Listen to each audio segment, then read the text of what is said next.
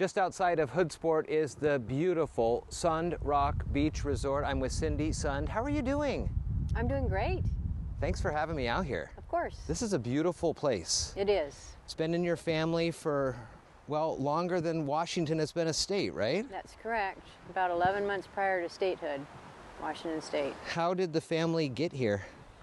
My family originated in Norway and just coming find a better way of life. My great-grandfather was a merchant mariner and story goes he was offloading a ship or having a ship offloaded in San Francisco. Rented a little schooner and decided to explore a little bit. Came up the coast and found his way into this narrow little inlet and reminded him of the fjords of Norway. Came along this shoreline and heard a little water running and went ashore and found an old abandoned trapper's cabin probably at the time. Wow. And found the county seat in Seattle at the time and staked a claim. And they built Sund's Resort on that property and homesteaded about 2 government sections here. This is amazing, and it's interesting that you mentioned Norway and the Norwegian tie-ins here, as we are on a fjord. Correct. That a lot of folks may not be familiar with, the fact that the Hood Canal really is a fjord, and you've checked on that too, right? Yeah. Back in the day before the internet, I was hell-bent that it was really a fjord and not a canal. If you look up the definition of canal, it just doesn't fit. Right. So back in the day before the internet, I wrote a letter to National Geographic, which at the time I thought was a pretty good resource, and they wrote back immediately, indeed, Hood Canal is a fjord. It's one of the only 2 in the lower United States. They talked about the depth and how long it was, 63 miles long, and then they proceeded to ask me if they could use that question in their new series in National Geographic called Ask Us. Uh-huh. And somewhere, I don't know, late 90s, mid-90s, there's a little inset with the little diagram of Hood Canal. Is Hood Canal really a fjord? And anyway, so that was my proof I'd carry around for a while and show people. What a great story. I mean, as we're sitting here, just out looking over the water, it's, a beautiful sight. And as you mentioned, you've had campers here over the years. And now as you see behind us, the glamping cabin is up. And talk to me about how this kind of came about. Well, I just feel a real responsibility to be a steward of this property. Obviously, the homestead is not 2 government sections anymore. It's gotten smaller in terms of land acreage, but this is still part of the original homestead, and there's family homes on it that have been here since the beginning. I personally live in a little cabin just over the bump there, built in the 20s. It was the first structure on the property. And my parents built their retirement home here, and subsequently cousins have built their houses down on that property. And my parents' wish, their wish is that this property remain in the family for as long as possible. So when they moved into assisted living, and I am their trustee, so it was sort of my responsibility to sort of make sure that happened. Mm-hmm. So I started this business, divers, glamping, trying to make the property help subsidize property taxes, keep it going, the grounds, and all the expenses that go along with owning a piece of property.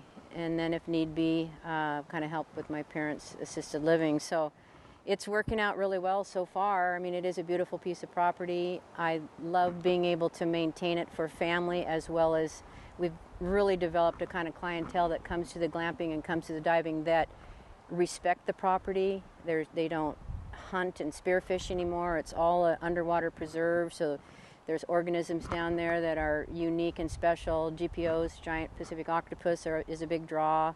The wolfbill population is coming back. The lingcod, the rock cod. We have some archaic, they call them glass sponges deep down there. So it's really a diverse area, and I just feel honored to be able to be a steward and keep it going. And I have a nephew that moved up here to help me, and now he and his wife and their 6-year-old are living here, and they're raising her with, on the property. Being out here, it's got to just be awesome. Amazing. And cousins are chipping in and helping, and my brother comes up in the summertime. So it truly is a family operation to keep the family property going and hopefully for future generations as long as we can. This is on Airbnb, and we'll put the links to the website and to the Airbnb on here too. But how often does this get rented out, and what are some of the if you're in the glamping category, what do you have to provide to the folks? Well, I think the range for glamping, read the descriptions carefully, because I used to provide a lot more than I do now, but when COVID hit, I kind of had to dial it back. Sure. Just to be safe. So I provide a queen-size bed. It has a cover sheet on it that's sanitized and whatnot. I provide water from our family well that's fresh every time a glamper comes. I have a little tea kettle to heat water. I have a barbecue. We have a propane gas fire pit. We used to do a live fire, but with the fires and risk and stuff, it just seemed to make sense. I have a private privy for the glampers, so they have their own on-demand shower behind. Maybe we'll take some pictures of that later. And we have a composting system toilet back there. We call it a privy. It's really sweet, and it's, I was trying to reduce my footprint on the land. And to me, the porta potties, the blue juice, it has to be dumped somewhere. Sure. So I'm trying to take care of it and compost it. And that's not for everybody, but the people, like I said, the demographic that I get, they appreciate that aspect that we're trying to be green. We recycle, have a recycle area for them, and then trash, and then the privy. So we have a little place where you can eat that's covered up there. We have a refrigerator. It's totally wired inside. There's lights that you can turn on. There's little electric ports by each bed where you can plug your phone in, phone chargers. So we're kind of modern, but kind of, you're in a tent. So just minutes from Hoodsport, you can go to the IGA in there and stock up as well. There's some great places to visit and eat when you're here exploring. What's the season like for the glamping? Well, that was kind of an experiment, when would people want to glamp? So we've this is our 4th year. We open it about mid-May, depending on what the weather's doing, and then we close it mid to late September. We take it all down and stow it away. I tried leaving it up one year, and every time the wind had come or the snow or the rain, I was like panicking. Oh, I wonder if the tent's still up. Sure. I wonder if the tent. So it just made sense to take it down. We hang it in the pole building down there and keep it dry, and take the fire pit, take everything in, so it's basically just the wooden platform.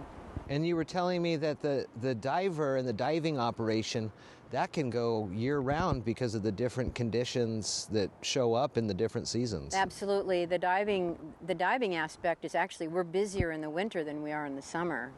The water, when the temperature of the water drops, you get less plankton blooms, so your visibility is better. And so, like November, oftentimes is our busiest month. It's unbelievable. So it's really a great complement, because we're busier with the glamping in the summer, mostly weekends, but we are open midweek.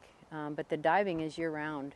And folks can reserve and rent this out, so it's a kind of a private for them, or groups can come down here, things like that? Right. We've started to have a lot of demand for a dive shop, like say in Seattle, or a dive company that does tours, where they will ask to rent the whole dive site for a day privately, so they can bring their group or their VIPs or their students or whatever they happen to be doing. Some people do it as shop dive for their employees.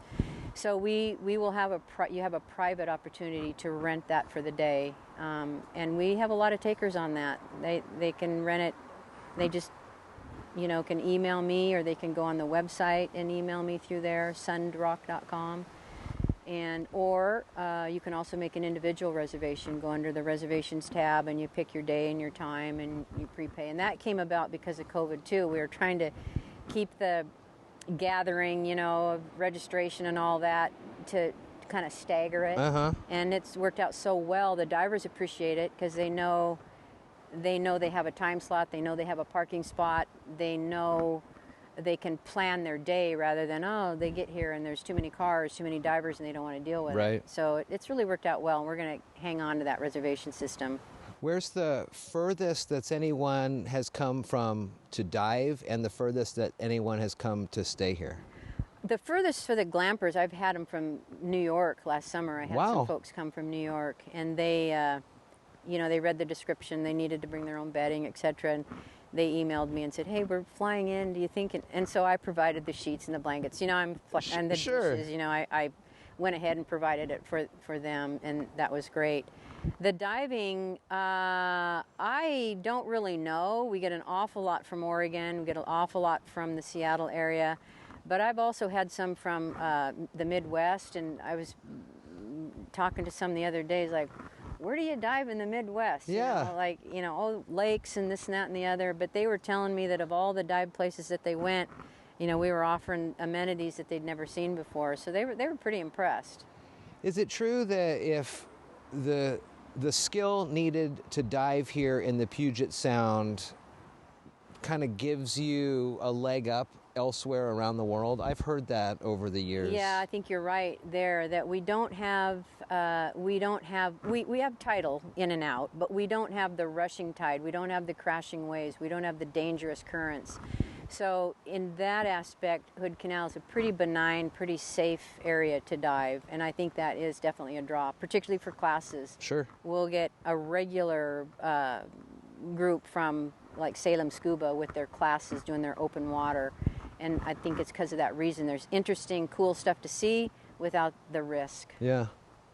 Cindy Sund here showing me around the property. You can find out more, sunrock.com. We'll again put the links here.